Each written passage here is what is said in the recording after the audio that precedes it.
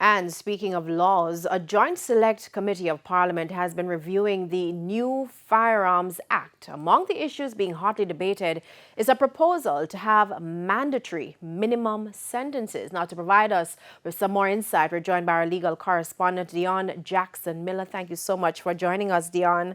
First of all, what are mandatory minimums and why should we care?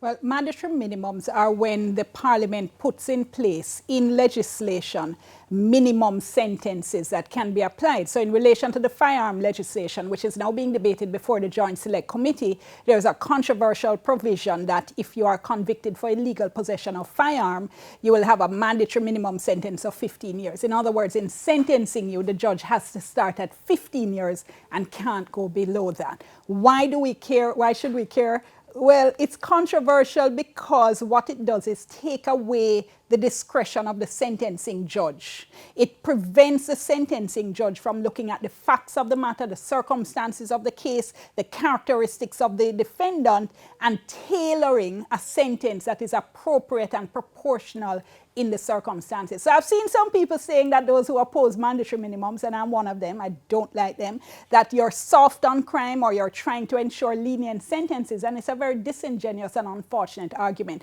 because what you want, Janella, is to have the judge be able to impose a fair sentence, because it's the judge, after all, who has the facts of the matter in front of him or her. Now, can this be challenged in court, though?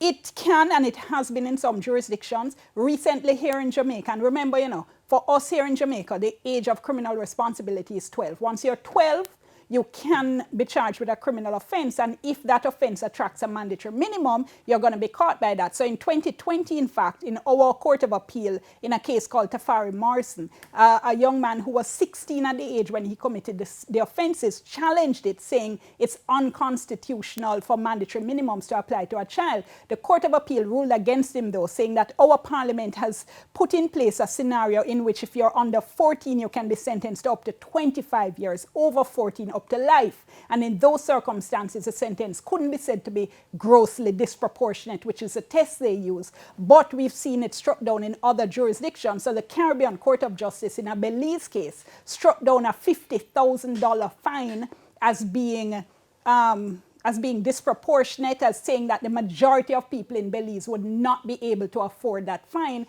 And the CCJ said the courts will always look at mandatory minimum sentences with a quote-unquote wary eye. That was a case called Zuniga. So it's something that has been challenged elsewhere, has been challenged here, although it failed in that case, but we'll have to see what happens in this situation. And of course, the Joint Select Committee of Parliament will continue their review of that new Firearms Act. Thank you so much, Dion. And of course, I'm sure we will have other issues coming from that. Lots.